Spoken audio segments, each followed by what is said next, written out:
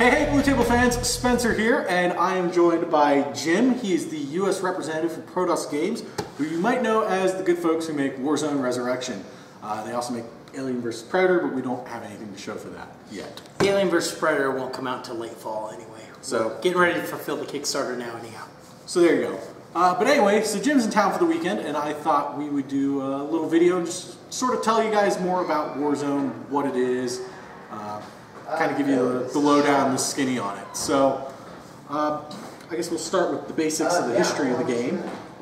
It came out, I think the first edition came out like 94, 95, something like that. Yeah, 94 sounds about right. Yeah, I have the first edition look at home. I think mine's copyright 95.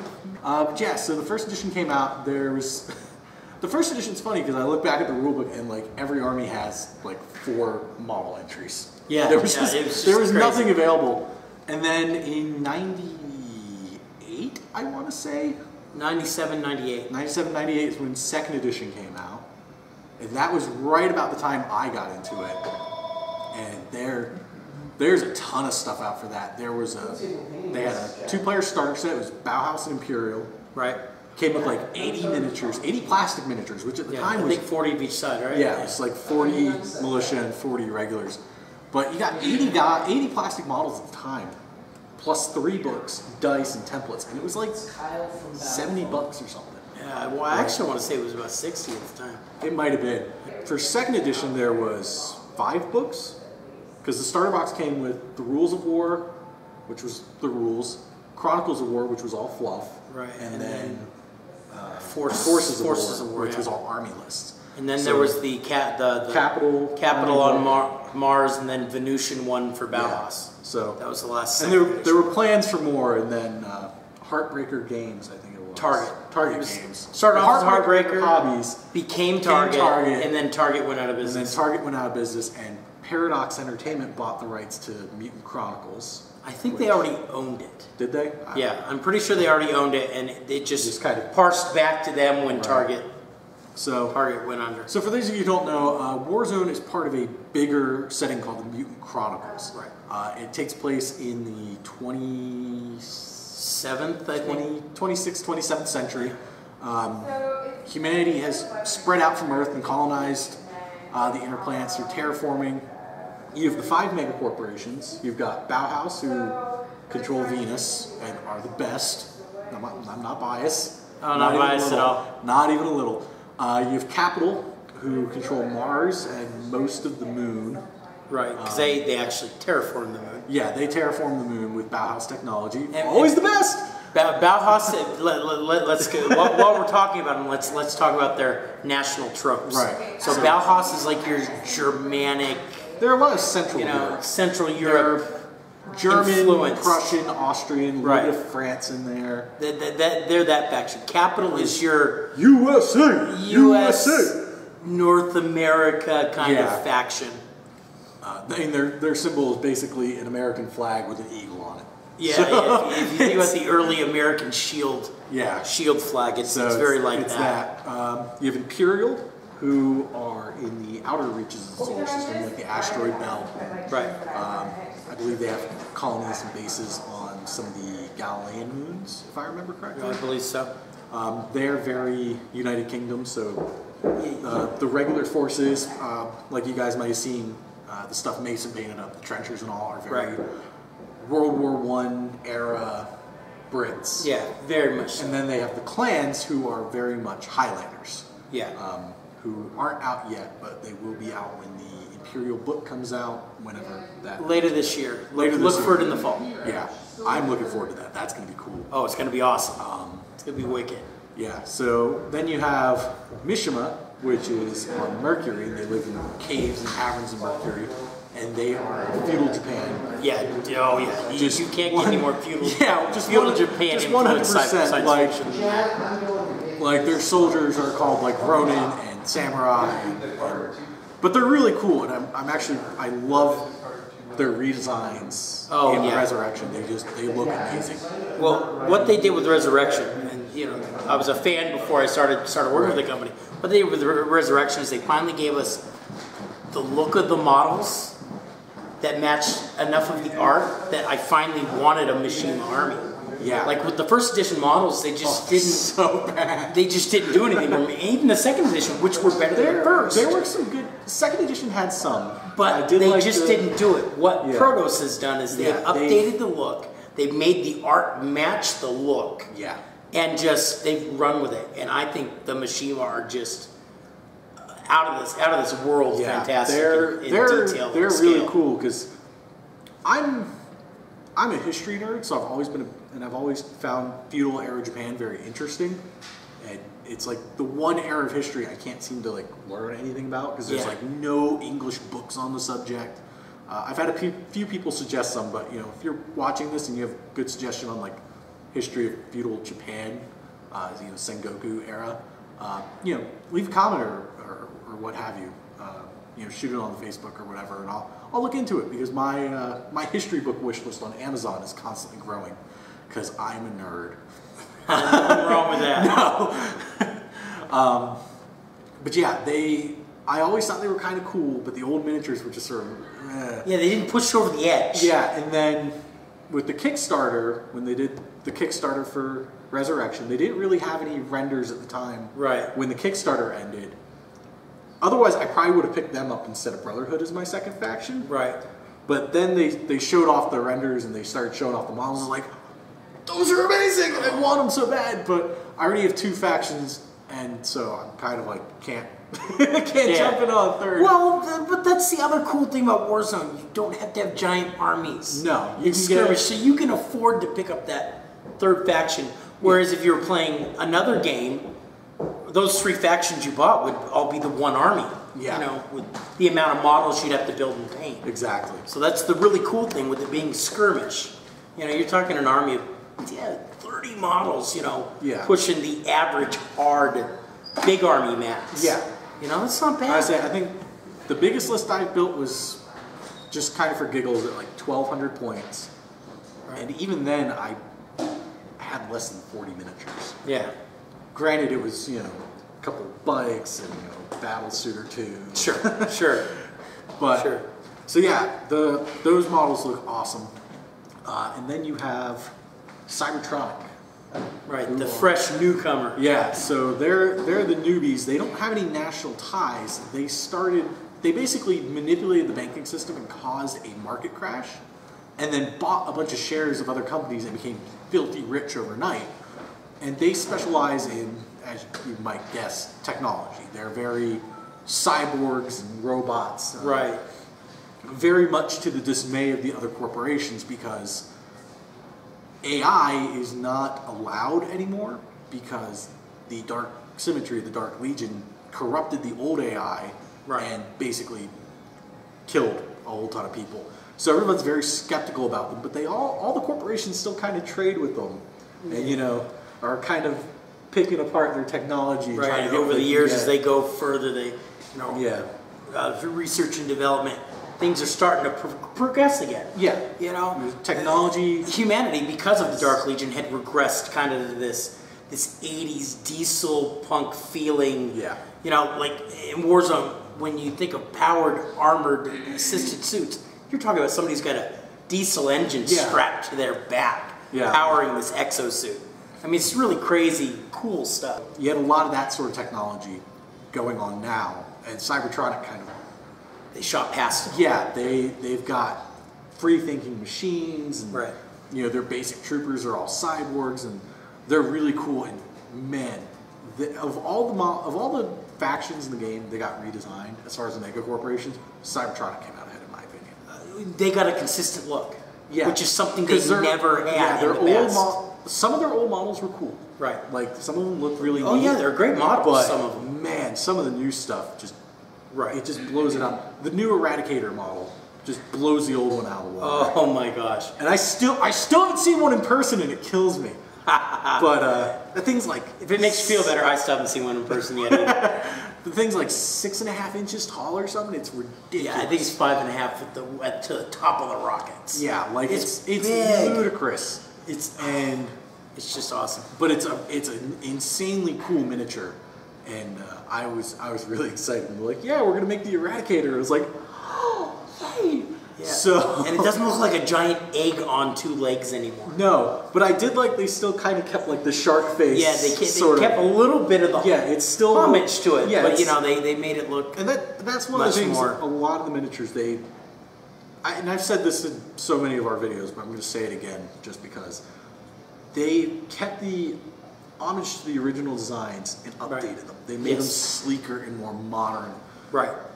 Like you look back at old Capital Light Infantry, and they're kind of they were classic 90s. All the guys were really buff and bulky, and now you look at them and they look like soldiers. They look like realistic soldiers. Yeah, they're not wearing 80 pounds of armor.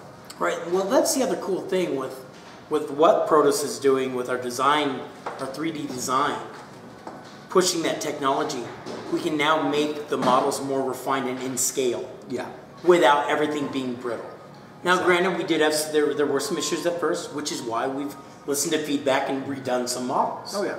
And and things get better as we're going to go forward. And that's bound to happen when you have an upstart company, right? Making a new product. The first run of stuff is it's not gonna be perfect. I've done videos on Warzone. I did unboxings on another channel, and I had my issues. Stuff broke or stuff was really fiddly and too difficult to assemble. But that's one of the things about Protoss I really like is they listen to their fans.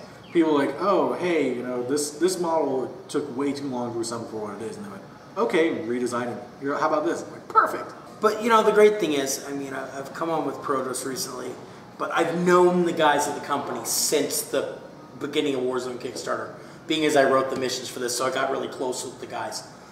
They've learned from the little hiccups, like in the Warzone Kickstarter. They've learned from those and applied that to what they're doing for AVP, and they're applying all these new things that we learned from feedback and all the rest to the new miniatures. Yeah. So Protoss is a company that listens to the fans. Yeah, and I like that as somebody who's obviously a gamer. I've been gaming. I've been involved in the hobby at least since I was about 12, starting with Warzone.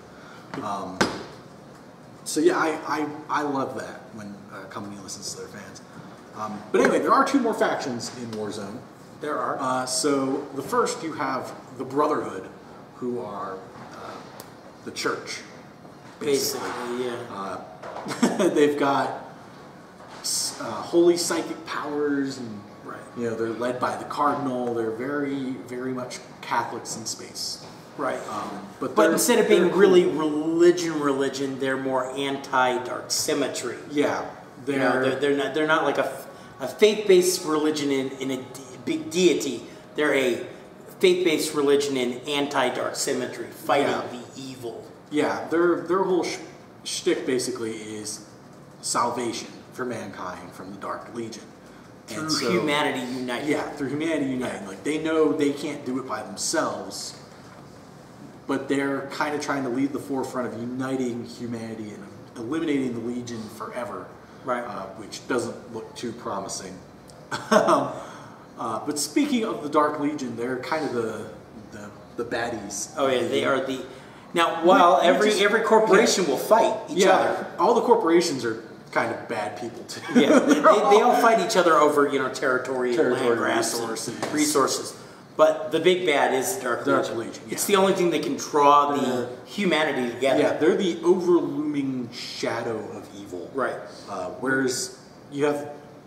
Where the setting is currently at, you're in the Second Corporate War, where you have all the corporations fighting each other. Right. And the Dark Legions come back. And during the First Corporate War, when they first ran into the Dark Legion, the Brotherhood united everybody, and they had the Venusian Crusade, and they fought back the Dark Legion. Everything was awesome. They won. Right. Now the corporations, they got to the point where the Dark Legion was kind of a myth, and nobody really believed it. They thought it was propaganda. And now they're back. People are still like, well, we got other stuff we need to do. These guys are on my planet, so I'm going to go shoot them. It's like, well, they're horrible abominations over there. Right. Well, I'm busy shooting this guy. And so... There's less dedication than there was in the First Corporate War. At the end of the First Corporate War. Humanity is not united anymore. Yeah. They're bitter infighting. and the Dark Legion's kind of there and taking advantage of it. And the Brotherhood is really kind of at the forefront of trying to hold them back right now. Right. But the Dark Legion are like extra dimensional aliens, basically. Yeah. A lot of people in the past referred to them as extra dimensional alien demon zombies. I mean, that's the gambit I've heard over the years. And you get a lot of people like I frequent a lot of gaming forums and stuff, and you see a lot of people who, when asked to very briefly sum up the factions, like, oh, Dark Legion, they're demons. Well, it's like, that's they're not technically true. Really demons. They're not. It's not like 40K where it's like they're literal demons from hell. They're basically aliens. Right, from another dimension. From another dimension, but. Some of them look kind of demonic because they have horns and stuff, but they're not explicitly like, oh yeah, they're like bloodthirsters or bloodletters of corn. Right. Those are explicitly a devil. Yeah, a devil. These are much more alien, and they've got a lot of variety because there's 5 different apostles of the Dark Symmetry. Algaroth, the Apostle of War. Apostle of War. Ilion, I believe is how you pronounce it, who is the mistress of the Symmetry. Right. Semi, who is the apostle of... he's the apostle of Spite or something, I believe. I have a book in front of me. And I'm horrible with my apostles at this point. So yeah, but I know those 3, and then there's one, let's see. Semi, Lord of Spite. Okay. I can never pronounce him. Hold on. Muwaje or whatever? Yeah, that's actually Muwaje. Muwaje is how I pronounce it. So he's the master of insanity. And then you have Demnogonus. Yeah, Something like, they've got some weird names. So if somebody out there actually knows how to pronounce these. Normally I would rely on Jim to correct me in the comments, but... Well, I found out recently I'm wrong in a lot of my pronunciations. Recently on Facebook, I believe the original company that Paradox was originally a Swedish company, they have a whole different way of saying these things. Do they? Yes. But yeah, so you got the last guy who is the master of the plague. So, right. And they all kind of have, or at least in 2nd edition. Right. So far we only have units for Algaroth in the book. This is true. But at least in 2nd edition there was, like, the cults was like a subsection of an army, and that had like acolytes and acolytes, stuff like that, heretics and things like that. And then you had the apostle-specific units, right? Which is where you got like Ezerules and Resides and Praetorian Stalkers, Soul Slayers, stuff like that. So each of the apostles has their own units. So everything that's in this book for Dark Legion is Algaroth specific, basically. But again, they are the Algaroth workhorse units. Yeah. The units that he would a lot of times lend out to other apostles. So, because being the Apostle of War, he's got the best options. The best options and the most to offer the other apostles to make deals. Because he's basically the apostle of war and dark technology. Right. So like pretty much everything in his army is made. Right. Like Praetorian Stalkers are like humans that are pumped full of this horrible necrotech and turned into these big brutal monsters. Yeah, and cooked down and placed in the armor, and it's just a grotesque. Yeah, and he's got a lot of stuff like that, and you got like the undead legionnaires and necromutants and stuff like that. So that's a lot of his deal. But they're all kind of lorded over by the Dark Symmetry, which is sort of this unknown entity, basically. Evil itself, it's essentially just the power. It's evil incarnate. Yeah, it's the power of. And it's interesting because the darkness.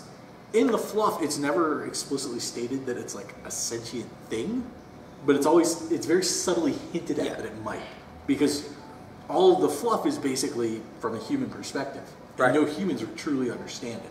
Right. So, and ones that wouldn't have written a book. No, they've all since gone crazy. Right. So yeah, you've got a lot of factions, really, if you count those 5, you know, the 5 apostles being their own factions. So there's, you know, technically like 9 or 10 factions for this game. Oh, yeah. And then you can break it down even further, because with Imperial you've got the Ministry of War, and then you've got the clans. Yep. You know, Bauhaus, you could, I guess in theory, break it down into the noble house, you know, the 4 noble houses. You could.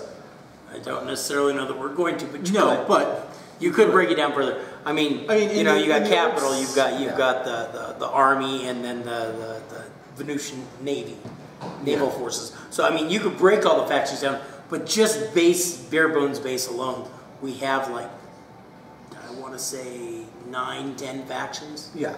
Just to pull from, if each apostle gets its own faction, which is the plan, if I recall. Which is in planning. Hopefully. In planning. I know many Dark Legion players who would like that to be so. I do know that Ilion is being worked on, but it may be a combined book with something else. Right.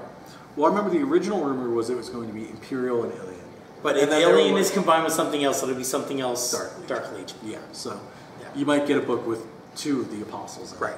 Which I'm sure people would still be fine with, because they just want more stuff. Well, I'd imagine it will be set up with rules to play Ilion or X, Y, or Z. Yeah. So, and hopefully rules to where we can combine armies, because you know that's the big thing with Ilion. Ilion, a lot of times she'll use her own units as shock troops. Yeah. But for fodder, she'll use Algaroth's troops. Yeah. You know, undead legionnaires, necromutants, right?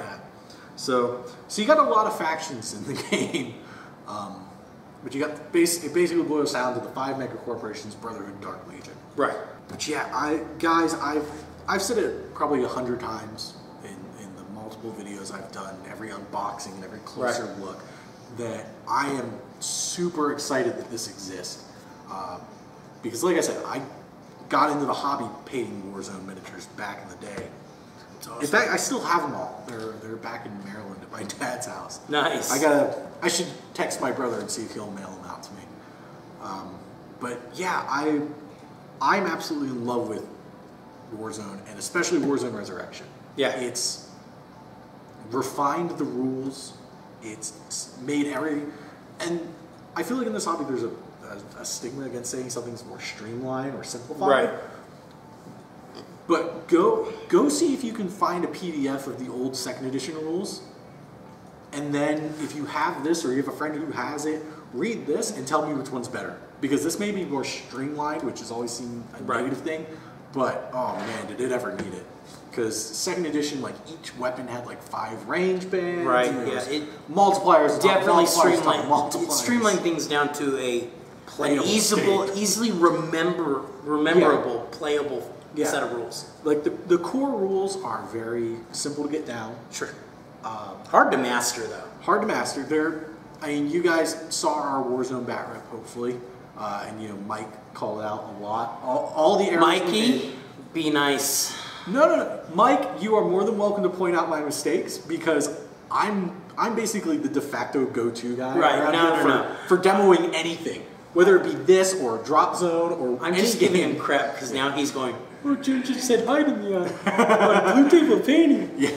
But anyway, so you guys might have seen Mike pointing out, and there's a lot of little things that I think part of it was me kind of overlooked. Like, you sit down and you read enough rule books. You know, I spent 3 years writing reviews for a magazine. I have a ton of rule books. You get to the point where you're like, okay, well, I can kind of guess how this is going to work. It's easy to make assumptions in here. So, like targeting, you know, allocating dice of rate of fire didn't really occur to me. I went back and read it after, you know, like I think a few days after the bat rep went up, and I went through and read Mike's all of his nitpicks. Well, that's why I told him to be nice. He made so many comments. Yeah, you could have, you know, condensed that down into like 4 just big comments, but whatever. Could have PM'd him, Mikey. Yeah. Well, what's funny is a couple of days ago he then sent me a message on the Blue Table Facebook. He's like, hey, I made a Warzone Resurrection Vassal thing. You want to play online with me sometime? So he's helping a lot of people learn the rules. Which is great. And Vassal is a great program. There's a lot of subtleties to the rules, but the basics of it, you know, okay, you have 2 action points. Yeah. You know, stats are pretty basic to get. You know, okay, it's a D20 roll under. You know, roll under your range skill to hit. You know, with modifiers. You know, every point of strength of a weapon over 10 is -1 to their armor. So on and so forth. That was huge. Yeah. When they did that, it just made sense. It streamlined everything about strength and hitting. It was perfect. Yeah. Well, and especially, and it's great the way it turned out because like the original iteration of the rules. Yeah. There was like a table. There was a table. It was like, oh, well, if your strength is this and their armor is this, then it takes away that. And it was really cluttered and complicated. And they really simplified it. And they still have the armor thing in there where, you know, units will say, you know, their armor is -2. But instead of being on a chart, it's specific to your unit. So it's on your card. You'll see it. It's easily rememberable. Yeah. You don't have to memorize another chart. Yeah, and it's funny. You can tell that I'm obviously a fan and still new with Protos. I keep saying they. Yeah. I'm part of they. I do help. You know. You're one of them now, Jim. No. I did. You know, like I said before, I did write the missions. Let's say. And my name is in there. Boom! Right there. Yeah. My name's not. It's still. I mean, it's still new to me. I qualify under Kickstarter supporters. I'll take it. There you go. There you go. Look, I've got a copy of the rulebook that is signed by the team. I'm set. That's good enough for me. Yeah, you know, it's been a crazy month. You know, this first month getting into the retail. You know, working to get into retail stores.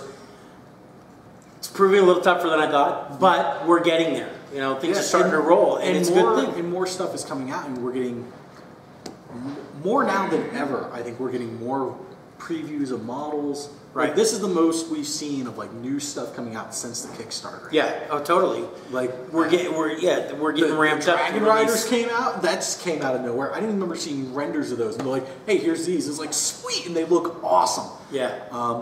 They're a lot of redesigned stuff. Like the Vulcan battlesuit got redesigned to a more 2nd edition style. One that looks like he can walk better. I've seen lots of comments on that. I actually don't mind the old one. I did. I liked it. Didn't necessarily mind the old one, but you know, like they're getting that got redesigned. The Mortants got a new model that was redesigned, which is oh my god, so much better. Yeah. So much easier to assemble and so much more dynamic.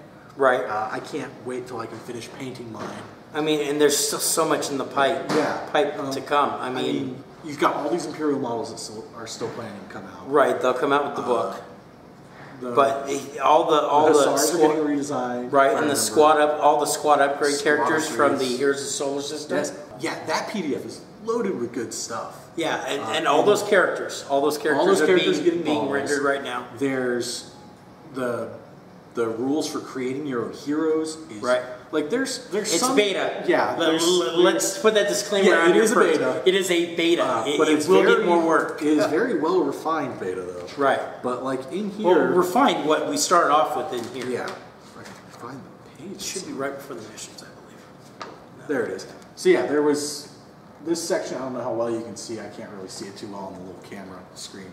But they had rules for making your own heroes in the game in the rulebook, and then they put out the beta. Of the Heroes of the Solar System. The whole Heroes of the Solar System, which really expanded that and made it more specific. So now you can make specific types of heroes. So like your Bud Castle, you can make a Martian Banshee character. Right. If you don't want to use Mike Sanders, who is a character in the game and not just a dude who heckles me on YouTube. This is true. He is the Blue Shark. He is the Blue Shark. He's a very cool model.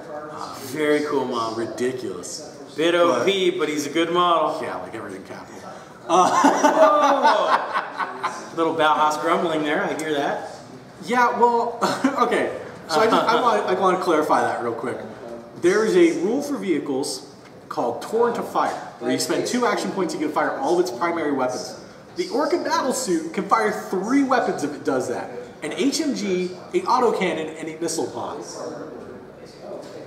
That's jank. And then it can still spend another action point to shoot a shotgun. Yeah, and I was gonna say, and it can still shoot the shotgun. Because I think it has 3 action points or something. But, and it's like 160 points for one of those. It's huge though. Oh man. Oh man, it's a giant target. Oh my gosh. Yeah, it can never hide behind cover. Well, it's funny because it's one of those things, like the Hurricane Walker is a lot bigger than I was expecting it.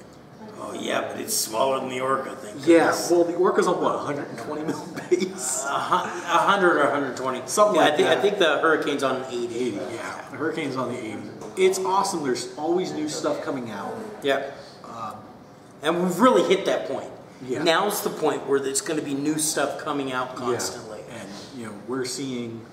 I mean, heck, just yesterday, we added resource cards to the website. Which was much needed for when you start playing bigger games. Exactly. So now you can get packs of 8 at a time at a really reasonable price. Yeah, they're like $3. Yeah, I think they're $3 US. Yeah. And that's another thing about Warzone that I really like. It is affordable, like even at full retail. Yeah. Because like a starter box, I think US prices on the store is like $58. Yeah, it's 58.6. Yeah, it's 58 something. Change. Yeah, 58 and change. But yeah, you can get a starter box, which is usually a hero, 10 infantry, and a vehicle of some kind, usually a light vehicle. Or a support unit. Or a support unit. Like Dark Legion comes with a Resede. Yeah, the old Cybertronic one came with the Attila Mark III. The new one comes with the Attila Mark I, which is just redonk. And that is in the Heroes of the Solar System book, as well. or PDF, which is cool. And that was an unexpected thing when they redid the Cybertronic starter set. And they're like, oh yeah, we're putting this thing in, completely new to the game. Like it didn't exist in the old versions of the game. This is true. And a lot of you guys have been putting out a lot of stuff that's new to the game. The Brotherhood Judicator wasn't in the old edition. Right. I believe the mecha for Mishima was in Ultimate Warzone. It was in second. Was it in second? Yeah. I don't remember seeing stats for it. I have the old ugly sculpt. I know it was in second. But then and then the Dragon Riders were a new thing. You know, Dark Legion got some new stuff in the Heroes of the Solar System. Right. Praetorian Goliath. Yeah, I assume is going to be awesome. Oh, yes. So during the Kickstarter, there was an optional sets to get like weapon upgrades, right? Like, the hydraulic fist for the Vulcan, and the rocket launchers for the Chasseurs and stuff like that. And now all that stuff's coming in the packs, which is great. Which is why I'm really excited about the Venusian Rangers getting resculpted. Because I already have 5, but you know what? I'll take another 5 because missile launchers. Yeah. You could never have enough missile launchers. Nope. Especially with the people I have around here, with Mason with his Hurricane Walker, and Dave wanting Orcas, and just the madness that will ensue, I'm sure. Oh yeah, you got to shoot this up from long And range. right now I only have 1 rocket launcher, and it's with my Hussars. I need to get another box of those so I can build another rocket launcher for them too. Something I'm really liking is a lot of units with the resculpts are getting more dynamic poses. Oh yeah, like the Sacred Warriors look so much more dynamic. The Mortants look more dynamic. Right. The Valkyries look more dynamic. And that's something I love. That's something that bugs me in a sci-fi game where everybody's on their own base and they're not rank and file. Is guys standing there, right? Looking like they're waiting for the bus. Guys are really getting on that. They're making more dynamic, more exciting skulls. And that's one of my favorite things about Infinity. Is the models are very dynamic, very lively. Well, and that's another thing too. We've tried to do as well. Is some of the earlier models that were dynamic got a little too dynamic and outgrew their bases. Yeah. So now we're trying to get their feet. Now we're accomplishing getting their feet in the base and being dynamic. Yeah. Like the Hussars all have really wide stances, and like all my guys have 1 foot up on the lip of the base. I think they are all doing karate and shooting. Yes. That's because Bauhaus is best. Pretty much anything that isn't solidly out and confirmed yet is a rumor, is in flux. In flux. Could happen anyway. But Protoss has been really good about actually keeping up with that. Like a lot of times it's like, oh, there's a rumor this is coming out, and then like a month later they're like, yeah, that's coming out. Well, there have been things. I mean, there's been a couple. The release schedule did get pushed back. Yeah. Because originally we planned to start releasing things in January. Yeah. It just didn't happen. Yeah. It's 2 Kickstarters. Yeah. Mold 2 problems. very successful Kickstarters. So both of them brought a lot. So we're now on schedule. Yeah. So you'll start seeing those regular releases, you know. And I don't know if it's going to be every month or if you'll see a load and then a month off and then the next month another load of stuff. Yeah. I can't confirm because there's no firm schedule quite yet. You know, as we go. So that would be a bad time to turn to the camera and go, "Hey Rob, get on it." I kid. Rob's a great guy. Rob is an awesome guy. The future of Warzone. Let's get into that because there's a lot in here in this book hinting at stuff that still exists. Okay. The Vortier entry mentions mounted hussars on riding dinosaurs again. Okay. I'm very excited that that's a potential, that's a possibility to exist again. But they won't be that goofy.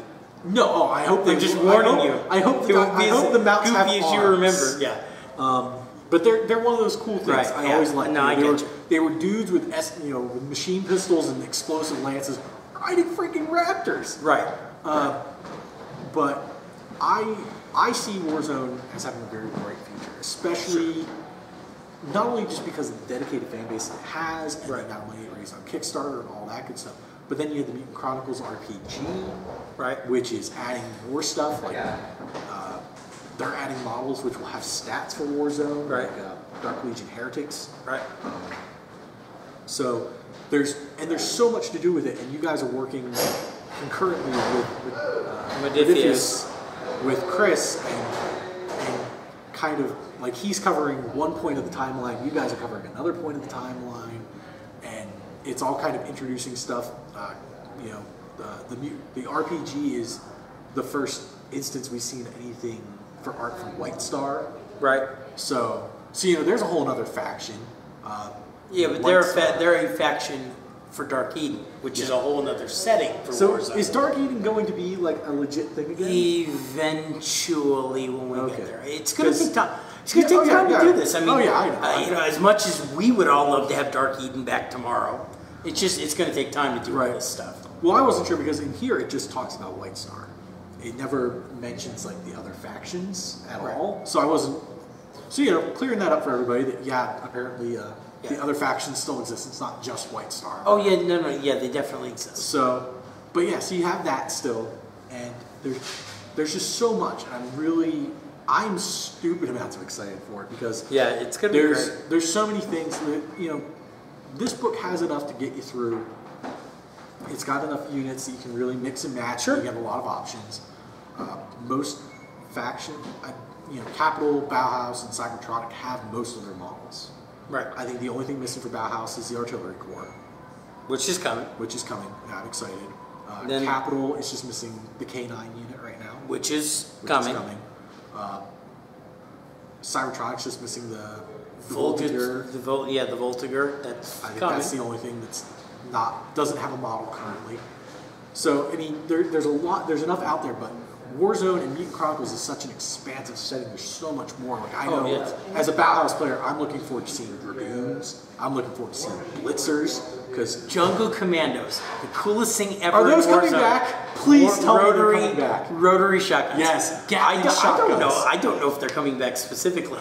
But they are something I would like to see return. Yeah, rotary shotguns. Yeah, I mean, come on. They were guys with Gatling shotguns and machetes. Yeah. They need a redesign so they're not, big muscly guys. But there's so much more. Capital still had. A couple of units. You've got Airborne Rangers. Yeah, Airborne Rangers, Assault Marines. Yeah. The Gray. You have the Great Gray. The Great Gray. You've got. There's Desert Scorpions. Yeah, Sunset Strikers. Capital. That's what I want to see. Actually, Capital and Imperial by far have the most number of named units. Yeah. Oh yeah. Just literally because they had so many specialist units. Right. And Imperial, very special forces based. Yeah. And Imperial, we've seen less than half of what's going to come out because there's still another I believe. At the back of the Imperial PDF, it mentions a bunch of other units, and there's still another 3 or 4 Ministry of War things, including Rams Air Cavalry, the Necromower, the freaking tank that I hate. Bauhaus Bully. Bauhaus Bully? Hate that tank. What a silly name for a tank. Yeah. But then they also have all the clan stuff. So, right. And so, yeah. So, you know, Warzone has so much coming out. There's so much on the horizon. You know, I wholeheartedly believe people should be checking it out. Oh, because it's a great setting with great miniatures. The company's super friendly. But yeah, so there's so much coming out. You know, and like I said, great game, great mod. Honestly, probably one of my favorite rule systems that's out right now. Especially for that size of game. You know, it's kind of that same area as like War Machine. You know, it's 20 to 30 models per side. Right. You can play bigger games, but it works best at that sort of level. Yeah. Yeah, it's a great rule set. It plays fast. The basics of the rules are simple. Going into the advanced rules with the cards adds a whole new level. Oh, it's a whole new level of gaming that. Yeah. I was hesitant, to be honest. During the Kickstarter, I was hesitant. But as I played through the early playtests, and then once I finally got the book and the cards, I am a convert. I think it adds so much to the game, and it adds. People a lot of times will talk about with wargaming. There's no fog of war. These cards add a fog of war because they add this new element. Because now you can change what's happening, and you don't know what your opponent can do to you. Yeah. So you've got this fog of, oh my gosh, what does he have in his hand? What dirty trick can he play on me? Yeah. And how can I counter it? You know. Exactly. Once you start learning the armies, you start learning which tricks they have in their wheelhouse, and then you try to find counters for those. Well, and the interesting thing is every unit comes with more cards. Every hero comes with more cards. And you can mix it, you can swap them out as you go. Right. So you could essentially, I mean, just taking a starter box, like let Imperial, for example, you have the starter box, the Hurricane Walker, Blood Berets, and Golden Lions. Right. If you have one of each of those, you have potentially innumerable combinations for your deck. Sure. So it's always changing. So you shouldn't really run into the problem of it's stagnating. Right. And that's a problem I ran into with a lot of games, is it got to the point where it's like, oh, I'm playing this guy, I know exactly what he's going to bring because he brings the same thing. Right. Now, even if they bring the same models, they could switch out how the game's going to play by just swapping out a few cards. Exactly. Because now, you know, last time you played him, it was like, oh, I cleaned him up easy, and now it's like, oh, his guys are like +8 armor. How did this happen? Yeah. So what did he do? Where do I need to adjust? I've found that it's made this whole new level of adjustment for playing games. Yes, it adds a lot of tactical depth to the game, and that's something I love. That a game that is at its core very simple rules. Yeah, very simple. You know, like I said, the basic mechanics are easy to get down, but there's a lot of tactical depth to it, especially when you get into the missions and you got like priority, secondary, corporate, and you have all these secret agendas and stuff you're trying to do.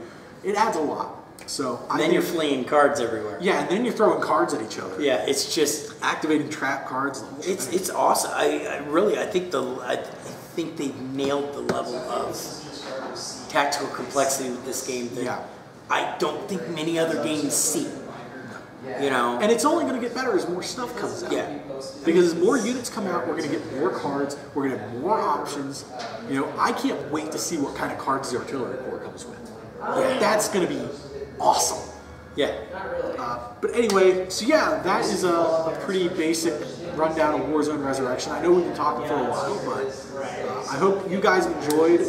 Jim, thanks so much for doing this with me. Oh yeah, no problem. I'm glad you had me out. Yeah, we're going to be doing more stuff. Maybe might try and film a back rep this weekend if I can. So yeah, guys, thanks for watching. I hope you've enjoyed. Go check out Warzone Resurrection, check out Protoss Games, check out Alien vs. Predator, which I'm sure we'll do videos for, because it looks amazing. I'm sure I'll be back. Yeah, we'll gladly have you back. Yeah, ProtossGames.com. Check us out. Yep. Check out Warzone. Warzone's awesome. Yeah. AVP is going to be awesome. Yeah. I mean, I'm excited for both. Yeah. You know, definitely. I mean, granted, I'm a company guy, but I really am excited for both. Yeah. I back both Kickstarters. Well, you're a company guy now. Now, but at the time. Yeah, when this all happened, you were just volunteering. AVP at that time, even. I mean, yeah. So, I mean, really, I'm excited for this product, and I wouldn't have, quit my day job to do this. Right. You know, if I wasn't excited about this product. Yeah. So you know, that's the thing. Check it out. Warzone Resurrection. ProtosGames.com. Check them out on Facebook as well. You just look up Warzone Resurrection. You'll find the official Facebook group. Be sure to hit up their forums too. Lots of cool guys on there showing off lots of cool stuff. You can get a really good idea of what some of the models look like. Right. Lots of cool bat reps up on there. And we're going to try, I know here at BTP, we're going to try and do more Warzone bat reps, especially as we grow our armies more and more. So, yeah, once again, thanks for watching. If you guys are interested in getting an army painted up for Warzone Resurrection, send an email to projects@bluetablepainting.com. Talk to Steve. He'll get you hooked up. He'll get you prices, and we can get you an amazing looking army like one of the ones you've seen us using in our various videos. So thanks for watching. Stay tuned, and I will see you guys later.